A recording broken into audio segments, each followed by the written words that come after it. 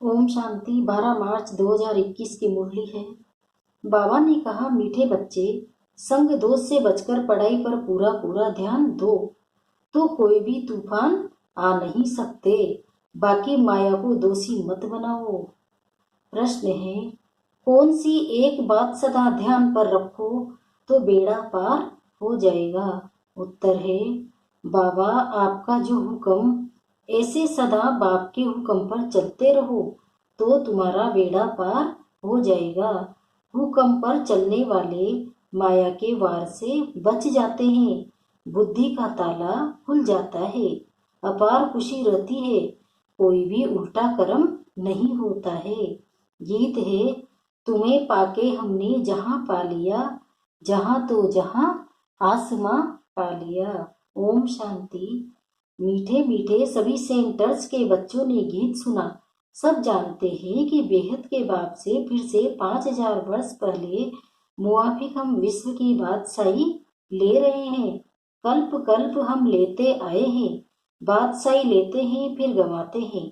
बच्चे जानते हैं, अभी हमने बेहद के बाप की गोद ली है, वह उनके बच्चे बने हैं। ये भी बरोबर घर बैठे हुए पुरुषार्थ करते हैं।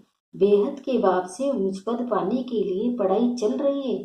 तुम जानते हो, ज्ञान सागर पतित पावन सर्व का सदगति दाता शिव बाबा ही हमारा बाप भी है, टीचर भी है और सतगुरु भी है। उनसे हम वर्षा लेते हैं तो उसमें कितना पुरुषार्थ करना चाहिए ऊंच पद पाने के लिए। अज्ञान काल में भी स्कूल में पढ़ते हैं तो नंबरवार मार्क्स से पास होते हैं अपनी पढ़ाई अनुसार। वहाँ ऐसे तो कोई नहीं कहेंगे कि माया हमको विघ्न डालती है। वह तूफान आते हैं, ठीक रीति पढ़ते नहीं हैं, वह बुरे संग में जाकर फंस पड़ते हैं। खेल कूद में लग जाते हैं, इसलिए पढ़ते नहीं हैं, नापास हो जाते हैं। बाकी इसको माया के तूफान नहीं कहेंगे। चलन ठीक नहीं रहती तो टीचर भी सर्टिफिकेट देते हैं कि इनकी बद चलन है, कुसंग खराब हुआ है। इसमें माया रावण को दोषी बनाने की बात नहीं है। बड़े बड़े अच्छे आदमियों के बच्चे कोई तो अच्छा चढ़ जाते हैं, कोई शराबादी पीने लग जाते हैं, गंदे तरफ चले जाते हैं तो बाप भी कहते हैं कि कपूत हो गया है। उस पढ़ाई में तो बहुत सब्जेक्ट होती है।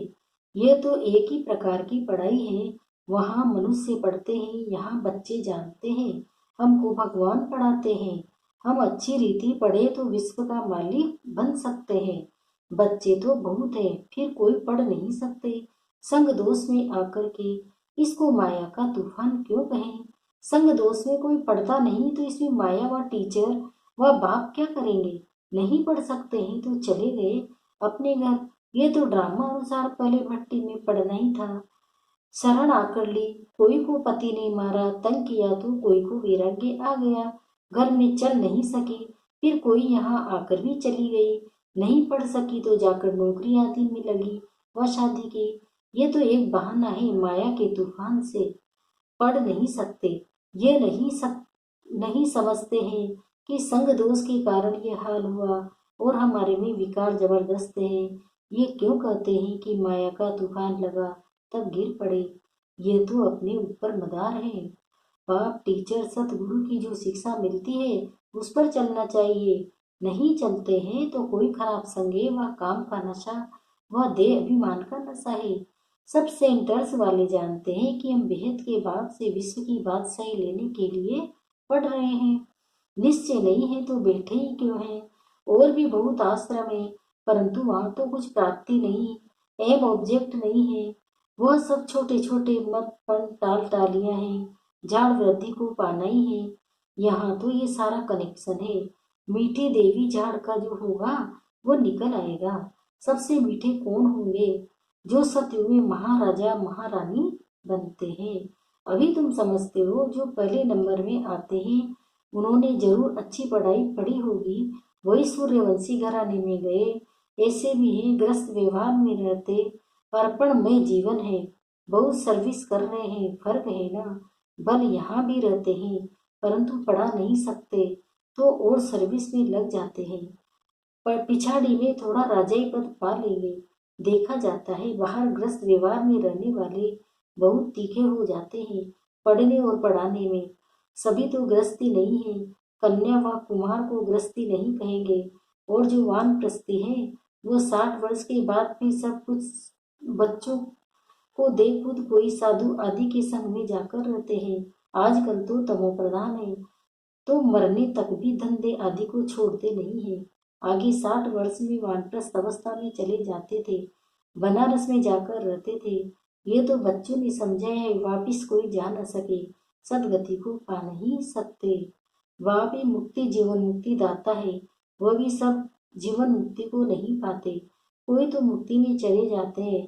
अब आदि सनातन देवी देवता धर्म की स्थापना हो रही है, फिर जो जितना पुरुषार्थ करे उनमें भी कुमारियों को अच्छा चांस है, पारलौकिक बाप की वारिस बन जाती है। यहाँ तो सब बच्चे बाप से वर्षा लेने के हकदार है, वहाँ तो बच्चियों को वर्षा नहीं मिलता। बच्चों को लालच रहती है। भले ऐसे भी हैं जो समझते हैं कि ये सभी वर्षा मिलेगा, वो भी लेवे उनको छोड़ देवे, दोनों तरफ पढ़ते हैं। ऐसे किस्म किस्म के हैं। अब ये तो समझते हैं अच्छा जो पढ़ते हैं वो मुझपात पाल लेते हैं, प्रजा में बहुत साहूकार बन जाते हैं। यहाँ रहने वालों को अंदर ही रहना पड़ता है, दास दासियां बन जाते हैं। फिर त्रेता के अंत में 3 4 5 जन्म करके राजाई पद मिलेगा। उनसे तो ये साहूकार अच्छे हैं जो सतयुग से लेकर उन्हों की साहूकारी कायम रहती है। ग्रस्त व्यवहार में रहकर साहूकारी पद क्यों नहीं लेना चाहिए। कोशिश करते हैं हम राजाई पद पाए, परंतु अगर किसक पढ़ते हैं तो प्रजा में अच्छा पद पाने का पुरुषार्थ करना चाहिए। वो भी तो ऊंच पद हुआ ना। यहाँ रहने वालों से बाहर रहने वाले बहुत ऊंचा पद पा लेते हैं। सारा मदा पुरुषार्थ पर है, पुरुषार्थ कभी छिप नहीं सकता। प्रजा में जो बड़ा साहूकार बनेगा वो भी छिपा नहीं रहेगा। ऐसे नहीं कि बार वालों को कोई कम पद मिलता है। पिछाड़ी में राजाई पद पाना अच्छा और प्रजा में शुरू से लेकर ऊंच पद पाना अच्छा। ग्रस्त व्यवहार में रहने वालों को इतने माया के तूफान नहीं आते। यहाँ वालों को तूफान बहुत आते हैं, हिम्मत करते हम शिव बाबा की शरण में बैठे हैं, परंतु संग दोष में पढ़ते नहीं है। पिछाड़ी में जब मालूम पड़ जाता है साक्षात्कार होगा कौन क्या पद पाएंगे, नंबरवार पढ़ते हैं ना। कोई तो सेंटर्स को आप ही चलाते हैं, कहाँ तो सेंटर चलाने वाले से भी पढ़ने वाले तीखे हो जाते हैं। सारा पुरुषार्थ पर है, ऐसे नहीं कि माया के तूफान आते हैं। नहीं, अपनी चलन ठीक नहीं है, श्रीमत पर नहीं चलते हैं। लौकिक बाप भी ऐसा होता है, टीचर व माँ बाप भी की मत पर नहीं चलते। तुम तो ऐसे बाप के बच्चे बने हो जिनको कोई काम ही नहीं है। वहां तो बाहर भी बहुत जाना पड़ता है। कई बच्चे संग दोष में फंस पड़ते हैं तो नापास हो जाते हैं। ऐसे क्यों कहेंगे, माया के तूफान आते हैं, वो अपनी मूर्खता है, डायरेक्शन पर नहीं चलते हैं, ऐसी चलन से नापास हो जाते हैं।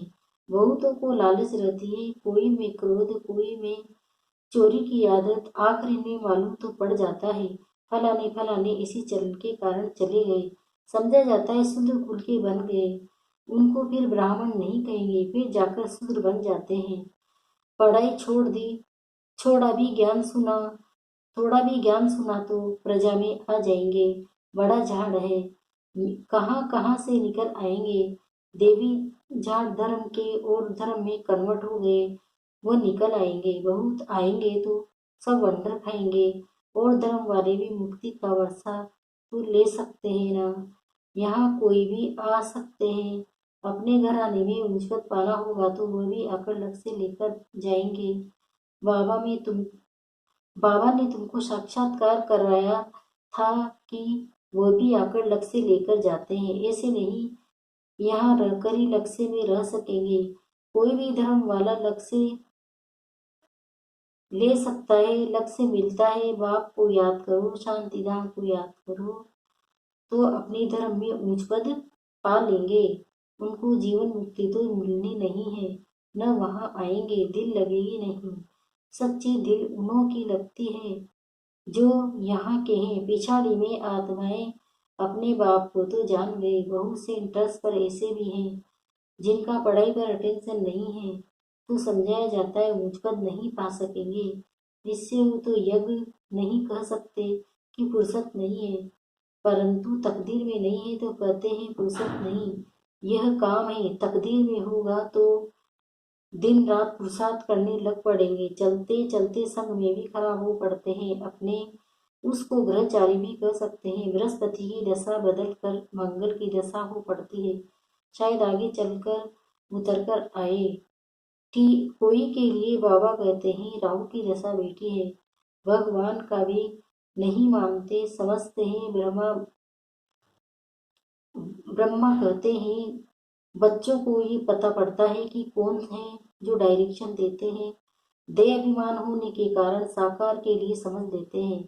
देह अभिमानी हो तो समझे कि शिव बाबा जो भी कहते हैं वह हमें करना है। रेस्पॉन्सिबिलिटी शिव बाबा पर है। शिव बाबा की मत पर तो चलना चाहिए ना।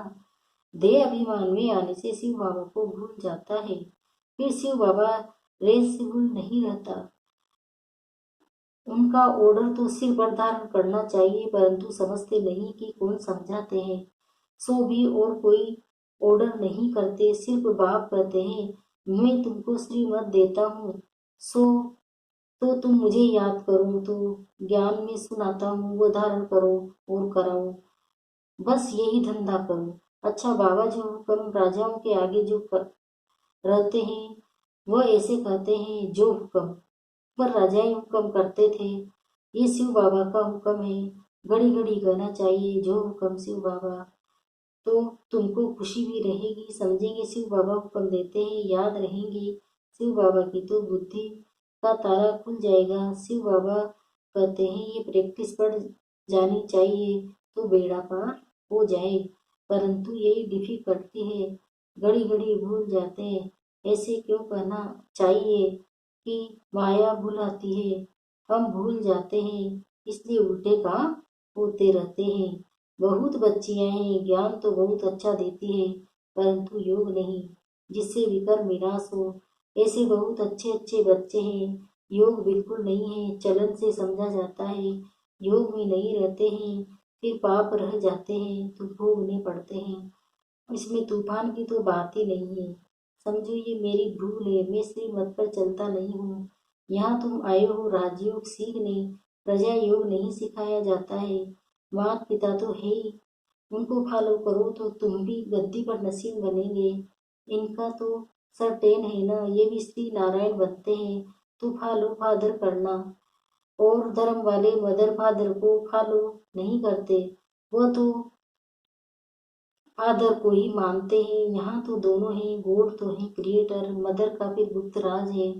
माँ बाप पढ़ाते रहते हैं, समझाते हैं ऐसे नहीं करो ये करो। टीचर कोई भी सजा देंगे या तूफान के बीच में देंगे ना। ऐसे थोड़े ही बच्चा कहेगा कि मेरी इज्जत लेते हो। बाप 5-7 बच्चों के आगे थप्पड़ मारेगा तो ऐसा बच्चा थोड़े ही कहेगा कि 5-7 के आगे क्यों लगाया। नहीं, यहाँ तो बच्चों को शिक्षा दी जाती है। फिर भी नहीं चल सकते हैं तो अच्छा ग्रस्त व्यवहार में रहते को पुरुषार्थ करो। अगर यहाँ बेटे डिस सर्विस की तो कुछ भी थोड़ा होगा वो भी खत्म हो जाएगा। नहीं पढ़ना है तो छोड़ दो, बस हम नहीं चल सकते, ग्लानि क्यों करनी चाहिए। ढेर बच्चे हैं, कोई पढ़ेंगे कोई छोड़ देंगे, हर एक को अपनी पढ़ाई में मस्त रहना चाहिए। बाप कहते हैं एक दो से सेवा मत लो, कोई अहंकार नहीं आना चाहिए। दूसरे से सेवा लेना ये भी देह अहंकार है।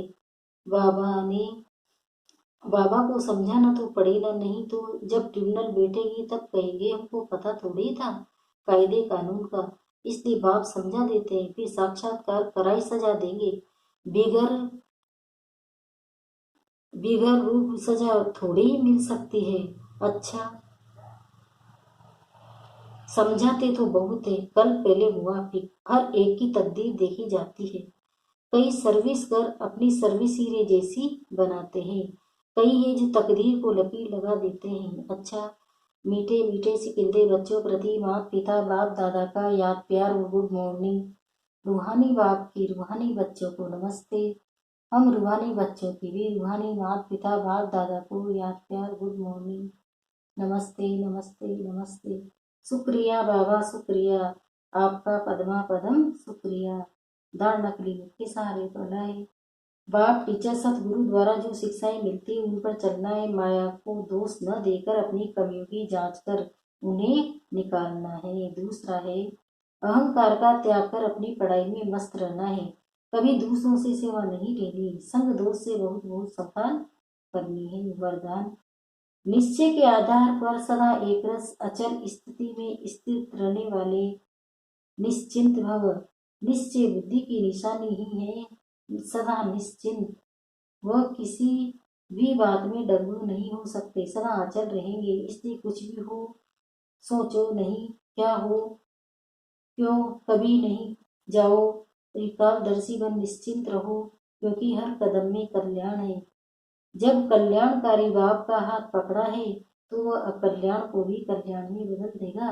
इसलिए सदा निश्चिंत रहो। स्लोगन, जो सदा स्नेही है वह हर कार्य में स्वतः सहयोगी बनते हैं। ओम शांति। ओम